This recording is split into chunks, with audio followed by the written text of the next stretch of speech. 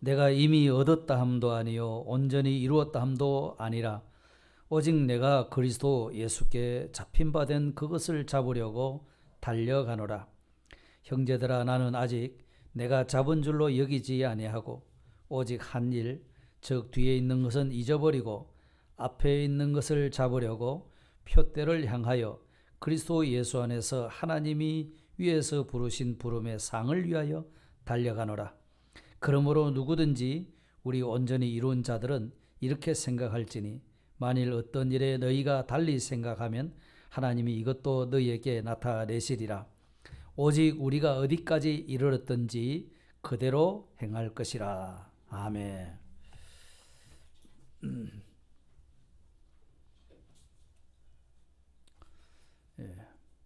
부활을 믿는 우리 성도들의 삶이라고 하는 것은 부활의 권능에 참여하는 삶을 살아야 한다 하는 것을 오전에 말씀을 드렸습니다.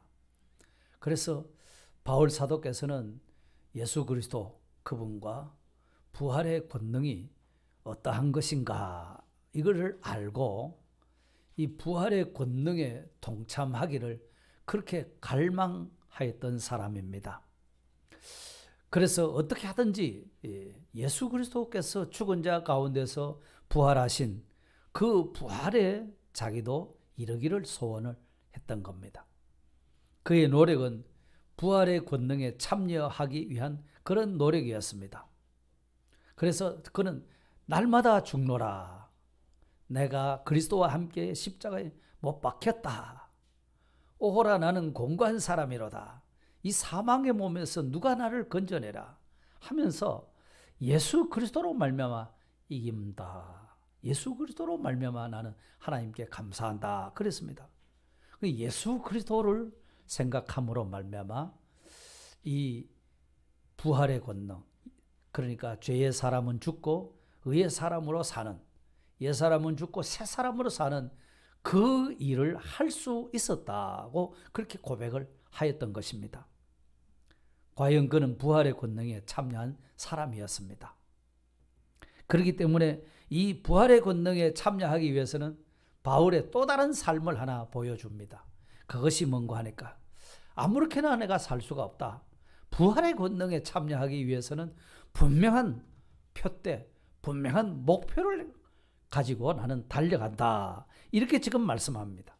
마치 무슨 마라톤이든지 달리기 경주하는 사람이 마지막 그 시상대에 올라가는 그런 모습, 그것을 연상하면서 부르신 부름의 상을 위하여 나는 쫓아간다. 그렇게 말씀을 하였습니다. 그렇기 때문에 바울의 삶의 표대가 무엇이었는가? 그것은 오늘 본문에서 말씀하신 대로 14절에 하신 대로 예수 그리스도께 잡힌 바 된 그것을 잡으려고 한다. 예수 그리스도께 잡힌 것이 도대체 무엇인가? 예수 그리스도와 딱 한 덩어리 된 것을 말하는 건데 곧 예수님의 부활의 권능에 자기도 통참하겠다 하는 그것이었습니다. 그래서 표대를 향하여 예수 그리스도께 잡힌 바 된 그것을 잡으려고 달려간다. 그렇게 표현을 한 겁니다. 그러니까 바울은 삶에 분명한 표대가 있었던 사람입니다. 자신에게 맡겨진 삶을 위해서 어떤 고난과 핍박에도 흔들리지 않았죠. 그는 부활의 권능에 나는 참여해야 된다. 이것이 그의 분명한 목표였습니다. 이런 표대가 분명한 사람이었습니다. 이것이 좀 필요합니다. 왜 우리가 신앙생활 하면서 뭐 이라든지 저라든지 뭐 뭐로 가나 어디로 가나 서울만 가면 될 것 아니냐 하면서 우리가 어떻게 하든지 뭐 천국만 가면 될 것 아니냐 하지만 물론 그 표대가 천국이긴 합니다만 오늘 우리의 삶에 있어서 참 그 우리의 삶을 이끌어 줄 수 있는 그런 분명한 삶의 지표, 표대 이것이 우리에게 필요한 겁니다. 아버지와 아들이 사막에서 길을 가고 있습니다. 가도 끝이 없습니다. 모래밭입니다. 모래 언덕이 보였다가 모래밭이었다가 모래 언덕이었다가 계속하는 겁니다. 길이 보이지 않습니다. 그런데 어떻게 하면 이 사막길을 빨리 벗어날 수 있겠는가? 아버지는 손에 나침반을 들고 그걸 쳐다보고 있는 겁니다. 아들은 아버지를 보고 답답해하면서 우리가 이렇게 하다가는 이 평생 이 사막길을 벗어날 수 없을 수도 있다고 말이지. 이럴 것이 아니라 더 힘을 내서 빨리빨리 좀 지나가도록 합시다. 이랬습니다. 그런데 아버지는 뭐라고 하는가? 이 나침반을 들여다보고 있으면서 얘야, 빨리 가는 것도 중요하지만 방향을 바로 잡아야 돼. 방향을 잡아야 된다. 그렇게 하고서 이제 나침반을 계속 보고 있는 겁니다.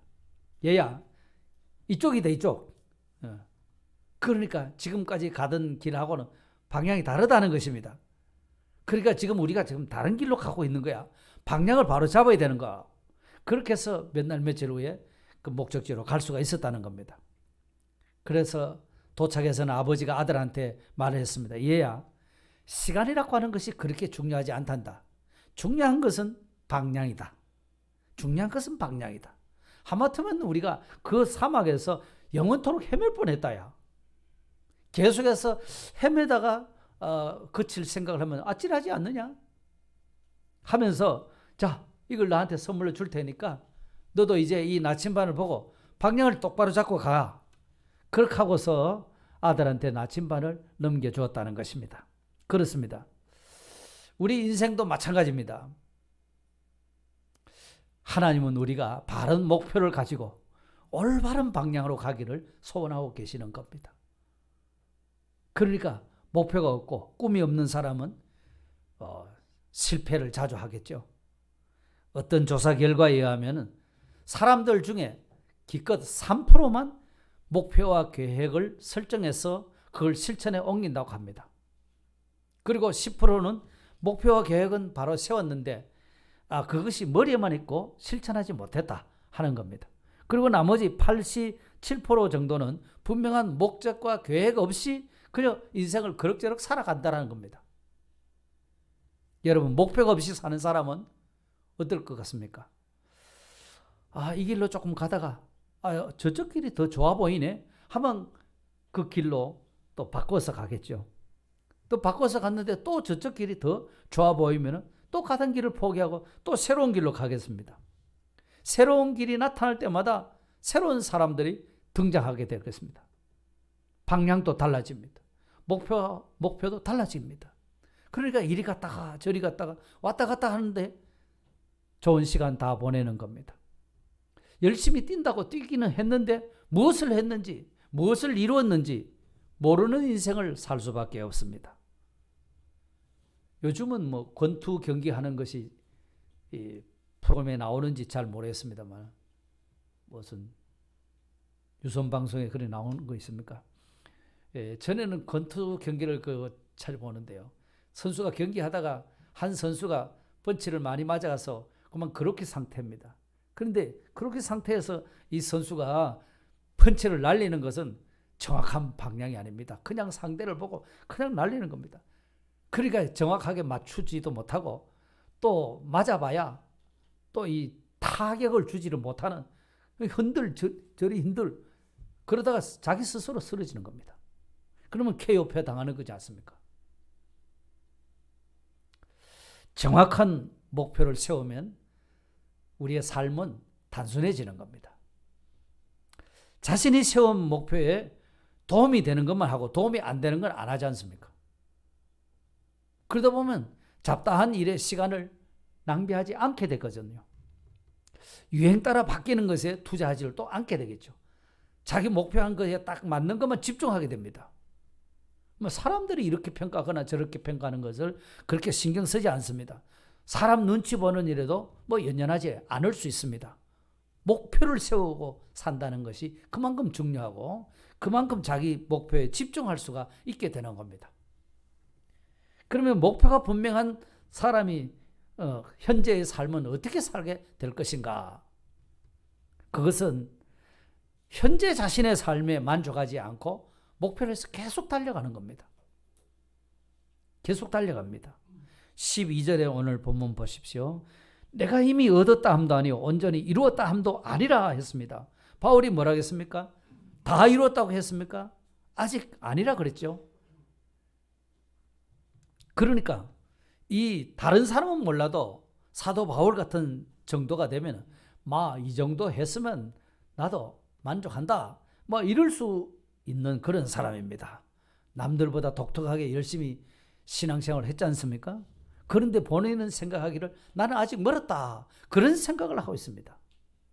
마치 자신의 모습을 이 경주하는 선수로 표현하면서 그 자신의 현재의 기록에 만족하는 사람이라면 그 기록을 갱신할 수가 없는 겁니다. 그렇죠? 참 기록 경기를 할 때에 그 0점 몇 초, 그걸 앞당기려고 1초를 앞당기려고 얼마나 피나는 노력을 하게 됩니까? 그것도 4년 동안 올림픽에 나가면 적어도 4년은 그 1초를 위해서 그렇게 고생하면서 훈련하지 않습니까? 그런 훈련을 그만 대충 하지 이러면은 결코 그 기록 갱신을 이룰 수가 없습니다. 포기해야 되는 거죠.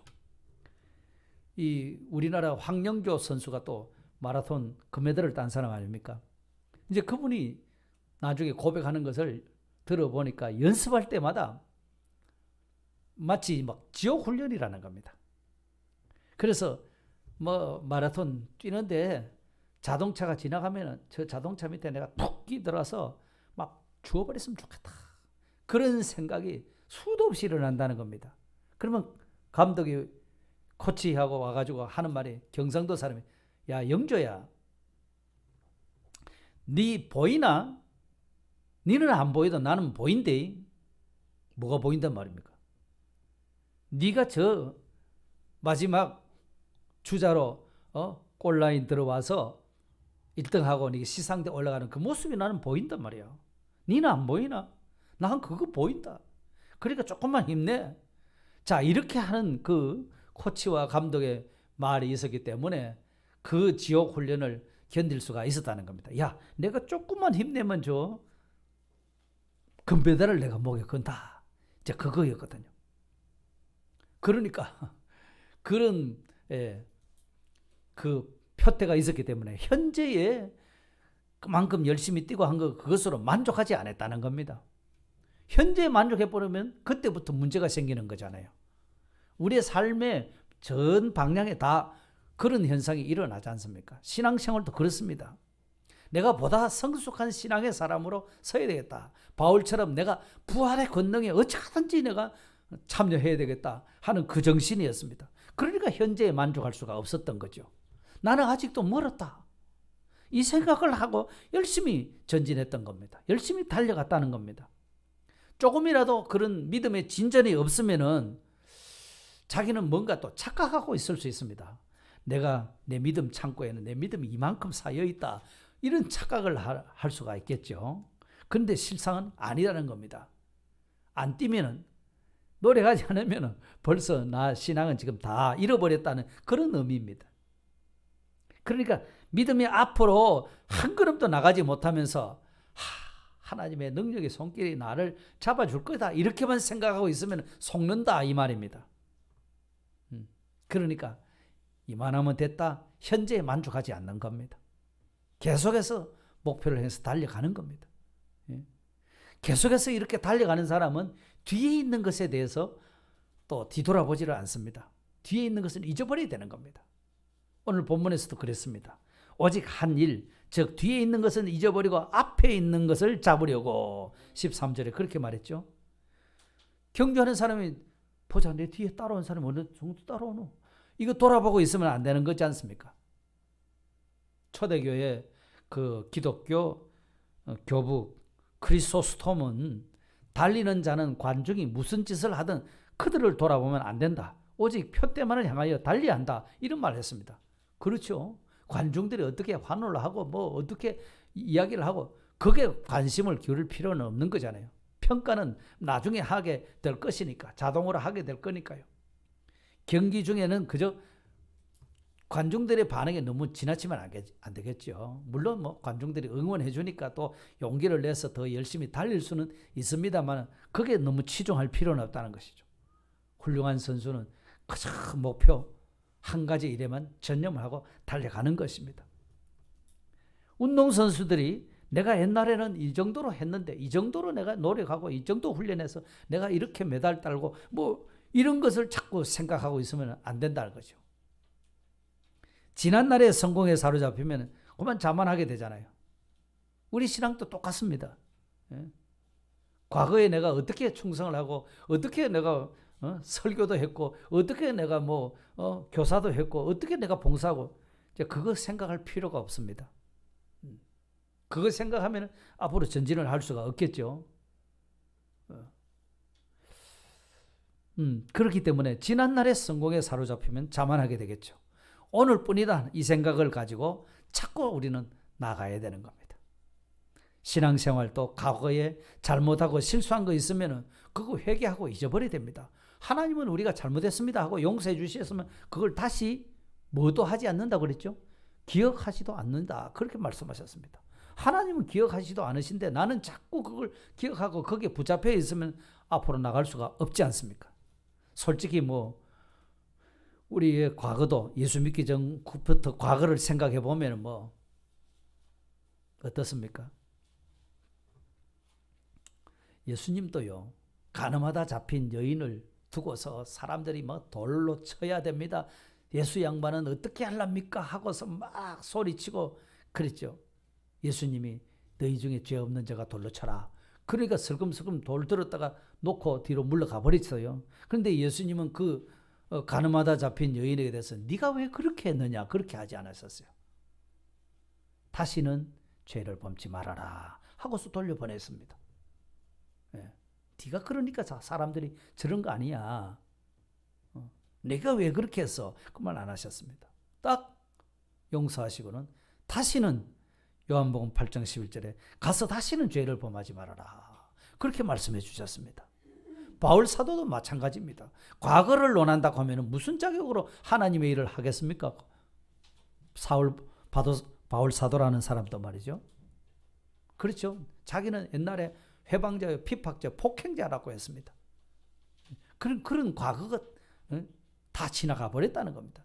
그런데 나는 하나님의 긍휼을 입어서 내가 그때 하나님도 알지 못하고 그런 짓을 했으니까 하나님이 용서해 준 거다. 그러니까 거기에 대해서는 더 이상 나는 감사할 뿐이고 앞으로만 전진하지 그게 연연하지 않는다 이랬습니다.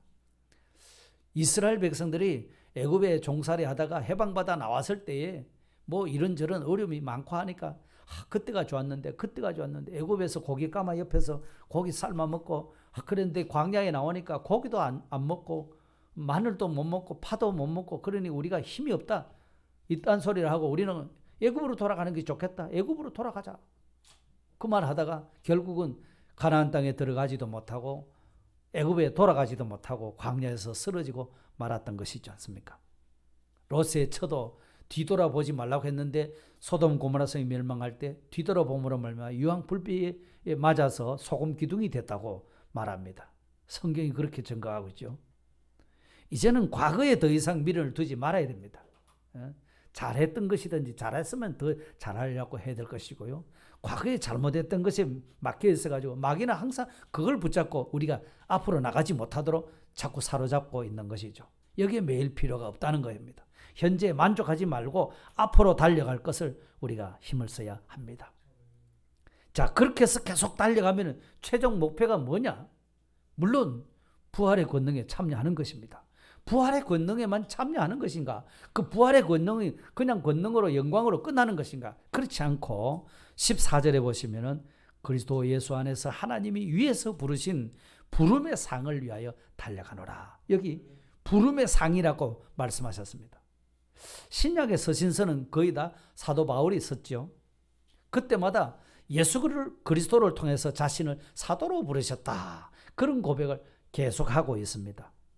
하나님이 특별한 섭리와 목적을 가지고 부르신 사람, 그것이 바로 사도 바울의 정체성이었습니다. 그 사실을 알고 자기 같은 사람이 하나님이 부르셔서 사도로 사용하시다니 하는 그 일에 대해서 늘 감사하며 감격하는 그런 깨달음을 가지고 있었습니다.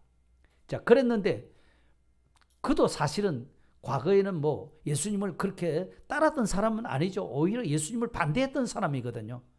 예수 믿는 사람들을 사로잡는 일에 앞장섰던 사람입니다. 다메섹에 가면서 참 다메섹이라고 하는 그 곳에 이 외국에 거기에도 예수 믿는 사람이 많다 하는 소문을 듣고 그리로 달려갔던 것이죠. 가다가 하나님의 특별한 방법으로 부르심을 입었습니다. 사울아 사울아 네가 어째서 나를 핍박하느냐. 주여 누구십니까? 하니까 그때 예수님이 하시는 말씀이 나는 네가 박해하는 예수다. 그러시면서 사도행전 26장에 또 말씀하십니다. 사도행전 9장에도 바울 사도를 부르신 그 내용이 나오는데 사도행전 26장에는 옛날 것을 지금 회상하면서 지금 말합니다. 그랬더니만은 사도행전 26장 16절에 이렇게 말씀합니다. 내가 네게 나타난 것은 부활하신 주님이 하시는 말씀입니다. 곧 네가 나를 본 일과 장차 내가 네게 나타날 일에 너로 종과 증인을 삼으려 함이니. 바울 사도를 특별한 그 방법으로 부르셔가지고서 정말 이렇게 예수 그리스도를 만났다고 하는 이 사실에 대해서 예수 그리스도가 자기를 어떻게 부르셨다고 하는 데 대해서 증인을 삼겠다. 그래서 사도 바울 너를 내가 부른 것이다. 이렇게 말씀한 겁니다. 바울만 이런 하나님의 특별한 섭리를 위해서 사용하시려고 부르셨나요? 우리도 하나님의 거룩하신 부르심으로 우리가 부름받은 사람입니다. 우리도 부름받은 사람이에요. 디모데후서 1장 9절에 그 말씀을 하십니다. 하나님이 우리를 구원하사 거룩하신 부르심으로 부르심은 우리 행위대로 하심이 아니요 오직 자기의 뜻과 영원한 때 전부터 그리스도 예수 안에서 우리에게 주신 은혜대로 하심이라. 하나님의 뜻대로 우리를 부르셨는데 그 뜻이 뭐냐면은 사도행전 아까 말씀하신 것처럼 예수 그리스도에 대해서 또 예수 그리스도가 나타난 일에 대해서 나는 종이고 증인이다. 그 일을 위해서 사도 바울을 부르신 것처럼 오늘 우리도 하나님의 일에 사용하시려고 증인 삼기 위해서 우리를 부르셨다 하는 말씀입니다.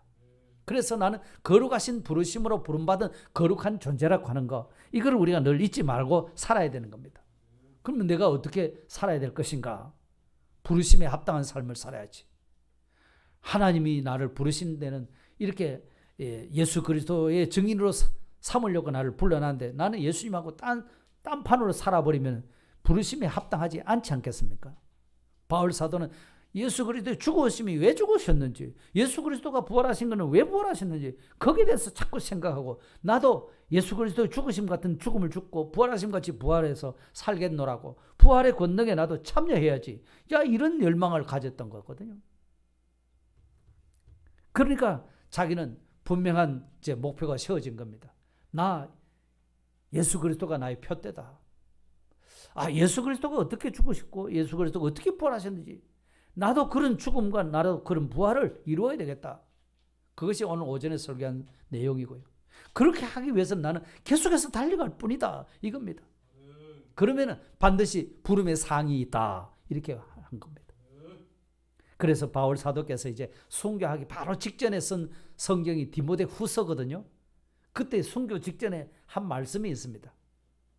내가 달려갈 길을 다 달리고 선한 싸움을 싸우고 달려갈 길 달리고 믿음을 지켰으니, 그 다음에 8절에 보면 디모데후서 4장 8절에 이제 후로는 나를 위하여 의의 면류관이 예비되었으므로 주 곧 의로우신 재판장이 그날에 내게 주실 것이니, 분명하게 나를 위해서 주님이 의의 면류관을 준비해 놓고 계신다. 확신이 생깁니다. 부름의 상이 보인 겁니다. 사도 바울에게만 이런 상이 있는 것이 아니라는 거예요. 내게만 아니라 주의 나타나심을 사모하는 모든 자에게니라. 주의 나타나심, 부활의 주님을 만날 그 소망을 가지고 정 부활의 권능에 참여하려고 예를 썼던 그 사람도 똑같은 상을 받을 거다. 이렇게 말씀하신 겁니다. 얼마나 참 감격스러운 일인지 모릅니다. 세상에도 뭐 각가지 상이 있습니다. 이런 상 저런 상 수없는 상 있습니다. 노벨상 세계에서 가장 유명한 상 아니겠습니까? 그런데 그 가장 귀한 상은 어떤 상이냐? 우리가 부활할 때 주님으로부터 받는 상입니다. 할렐루야. 우리가 이 세상을 살고 주님 앞에 갈 때 받는 상이 따로 있는 겁니다. 우리도 이 상이 우리 코앞에 다가왔습니다. 우리 인생을 이제 어떻게 살아야 할 것인지를 한번 생각해 볼 필요가 있습니다. 이 목표가 우리에게 주어져 있다면 현재의 삶에 만족할 수는 없겠죠.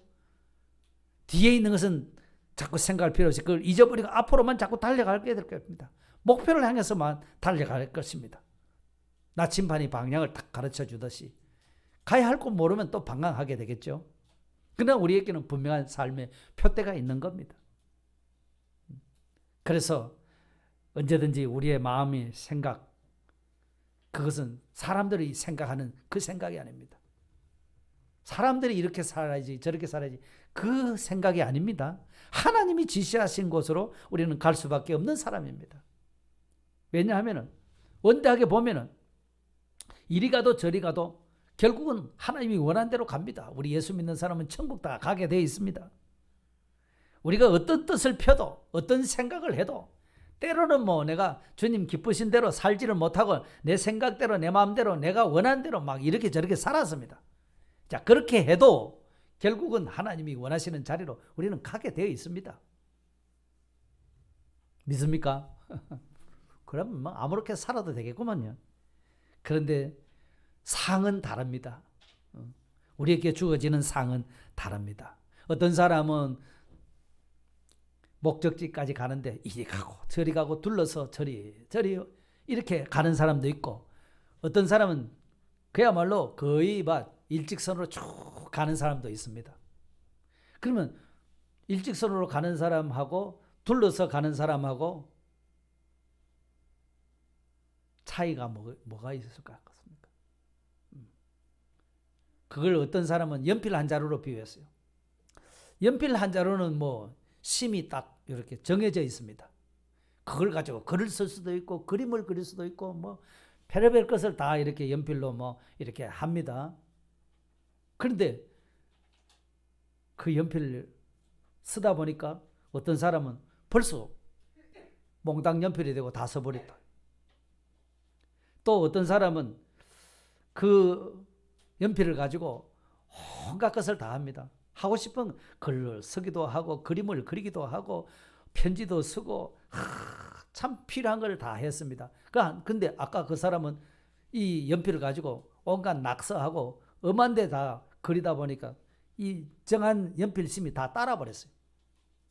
연필심이 다 따라버렸습니다. 그러니까 한 자루 연필은 딱 정해진 거잖아요. 그런데 이 연필을 가지고 어떤 일에 그 연필을 그리고 글을 썼느냐, 요거는 좀 차이가 있다는 것이죠. 그러니까 아까 목표 길은 딱 하나 정해져 있는데 우리가 이리저리 빙빙 둘러가는 사람도 있을 것이고 또 거의 일직선으로 가는 사람도 있을 것이라고 말했습니다. 차이가 있습니다. 예? 참 별의별 고비도 많을 것이고 눈물도 있을 것이고 아픔도 있을 것이고 기쁨도 있을 것이고 절망도 있을 것이고 평안도 있을 것이고 예? 그런 길을 갑니다. 그러나 분명한 삶의 목표가 있는 사람은 자신의 삶을 그렇게 낭비하지 않고 아주 효과적인 삶의 작품을 탁 완성하는 그런 삶이 있다는 겁니다. 미켈란젤로는 돌덩이를 볼 때 돌을 쪼아서 작품을 만드는 것이 아니라 그 돌 속에 작품을 보고 그리고 필요 없는 부분을 제거했을 뿐이다. 이렇게 고백했습니다. 그러니까 분명한 목표가 있으면은 해야 될 일도 분명해지고 또 지금 내가 무엇을 해야 하는가 그것도 분명해지고 그러니까 주저앉아 있거나 나태하거나 졸거나 그렇게 할 수가 없다는 겁니다. 목표가 분명히 써 있으니까. 그 목표를 생길 때 몇십 년을 살았는가 몇 년을 살았는가 그것이 중요한 것이 아니고 무엇을 어떻게 시간으로 그 시간 동안을 그리고 채색을 했냐 그게 결정이 되는 겁니다. 목표를 향해 가는 삶의 축복을 우리가 보면은 달려갈 길이 분명하면 슬플 것도 없습니다. 고통도 있기는 하지만서도 고통 넣으면 또 영광이 있는 거야. 이 목표를 보기 때문에 달려가기 바쁜 겁니다. 슬픈 데에만 눌러 앉아 있을 수가 없습니다. 차라리 원망하고 불평하려고 하면 끝도 한도 없지 않습니까? 자, 그럴 시간에 나는 한 걸음이라도 더 가는 것입니다.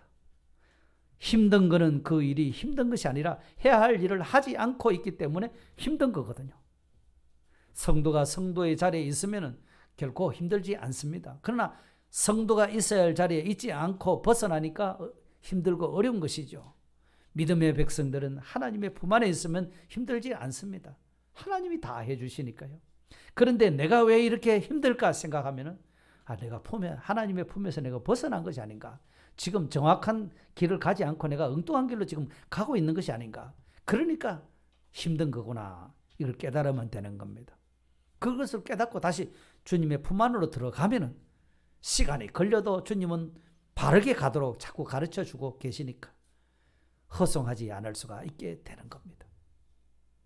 우리는 분명한 목표가 있는 사람입니다. 부활의 권능에 참여하기 위해서라면 이 분명한 목표를 가지고 살아가야 되는 겁니다. 자, 사도 바울의 삶의 표대는 무엇이었죠? 이제 정리하고 마칩니다. 사도 바울의 삶의 표대가 어디였습니까? 예수 그리스도께 잡힌 바 된 거. 그 말을 다르게 말하면 예수 그리스도의 부활의 권능에 나도 참여하는 거. 이겁니다. 목표가 없이 사는 사람은 삶의 방향이 이리저리 자꾸 바뀌어질 수 있습니다.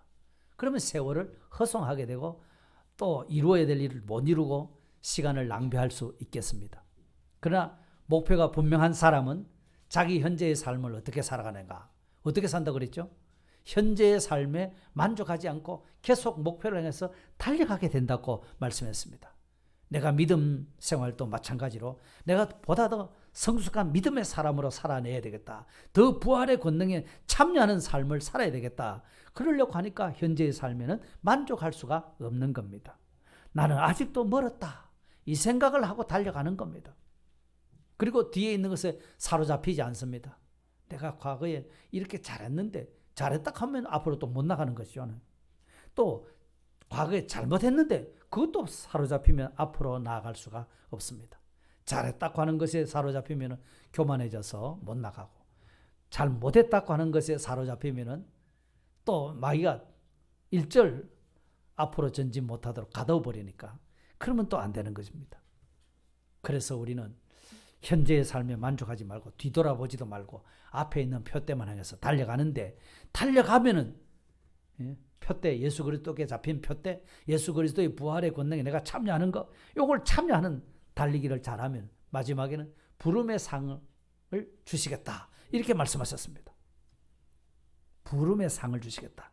야, 네가 잘 달려서 부활의 권능에 참여했구나. 정말 죄를 이기고 의를 행했구나. 예수님이 사신 삶에 너도 똑같이 살았구나. 이렇게 해서 잘하였도다 착하고 충성된 종아 하시면서 우리에게 합당한 영광의 면류관 또 의의 면류관 생명의 면류관을 우리에게 씌워주실 줄 믿습니다. 이것을 우리가 늘 기억하면서 한번 살아봅시다. 우리 앞에는 예수 그리스도께 잡힌 바 되는 그런 표대가 있다. 예수님의 죽으시고 부활하심이 나도 동참해서 예수님과 같은 영광을 누릴 수 있는 그런 표대가 나는 있다. 이 표대를 향해서 마지막 다 달려가면 하나님이 나를 부르신 부름의 상이 기다리고 있다. 바울 사도께서 나만 아니라 나와 같이 이런 소망을 가지고 달려가는 사람은 똑같이 의의 면류관을 받는다. 이렇게 말씀했거든요. 참 이런 면류관이 우리 앞에 또 세워져 있는 것을 늘 볼 수 있어서 지금 우리가 힘들고 어려운 시간들을 살아가고 있지만 이런 현실에 여기 보고 저기 보고 이리 기웃 저리 기웃 이렇게 하고 살 것이 아니라 우리는 분명한 표대 예수 그리스도 그분은 어떻게 사셨는가? 예수 그리스도는 나를 위해서 무슨 일을 했었는가? 그러면 나는 예수 그리스도를 어떻게 살면 될까? 그러면 예수님이 먼저 그의 나라 그 의를 구하라. 그래야만 이 모든 것을 책임지시려고 하셨기 때문에 내 보이는 의식주의 문제가 참 골치 아프고 어렵지만서도 주님 뜻대로 살겠습니다. 주님 맡아주십시오. 나는 주님이 가락한 대로만 가겠습니다. 우리가 그렇게 한번 열심히 살아보십시다. 그러면 주님이 풀어주시면 잘 풀릴 줄 믿습니다. 주님이 열어주시면 아무도 닫을 사람이 없을 줄 믿습니다. 주님이 우리를 위하신데 누가 우리를 해할 것이냐고 말씀했습니다. 그 길이 우리 앞에 있습니다. 믿음의 다람쥐를 잘 해가실 수 있기를 주 이름으로 축복합니다. 주신 말씀 기억하시면서 한번 통성으로 기도드리겠습니다. 주님 감사합니다. 바울 사도께서 그는 이 예수 그리스도의 부활의 권능에 참여하기를 그렇게 소망하고 그렇게 간절히 열망하면서 그렇게 힘써 나갔던 것을 보여주시고 그 목표를 향해 달려가는 예수 그리스도께 잡힌 바 된 그것을 잡으려고 쫓아갔다고 말씀하셨습니다. 주님, 목표가 분명한 사람은 우리의 삶이 단순해지고 정리정돈이 돼서 그 일을 온전히 성취해 나갈 수 있는 줄 믿습니다. 목표가 없으면 언제든지 흔들리고 왔다 갔다 하는 바람에 우리의 정한 시간 다 허송할 수 있습니다. 이루어야 할 구원을 이루지 못할 수가 있습니다. 그러나 목표가 분명한 사람은 현재의 삶에 만족하지 않고 더 아직도 멀었다는 생각을 가지고 앞으로 남은 생애를 위해서 더 열심으로 달려가는 그런 바울 사도의 신앙생활을 우리도 할 수 있는 줄 믿습니다. 목표가 분명해졌으면 주님이 그 목표를 해서 달린 자에게 부름의 상을 주시겠다고 또 말씀하여 주셨사오니 하나님, 지극히 작은 것 하나에도 상을 잃지 않으시는 그 하나님께서 우리에게 이런 믿음의 다람쥐를 했을 때 부활의 권능에 참여하기 위해서 죄의 사람은 죽고 의의 사람으로 사는 일에 전력을 다했을 때 주님이 잘하였도다 착하고 충성된 종아 하시면서 의의 면류관을 준비해 주시는 줄 믿습니다. 아버지 하나님이 이 영광스러운 상을 바라보면서 오늘 다시 용기를 내고 힘써 달려갈 수 있도록 주님 도와주시고 날마다 죄에 대해서는 죽고 의에 대해서 사는 새 사람의 삶을 살아가는데 조금도 부족함이 없도록 주님 축복해 주시옵소서. 우리 구주 예수 그리스도의 이름으로 감사하며 기도드리옵나이다.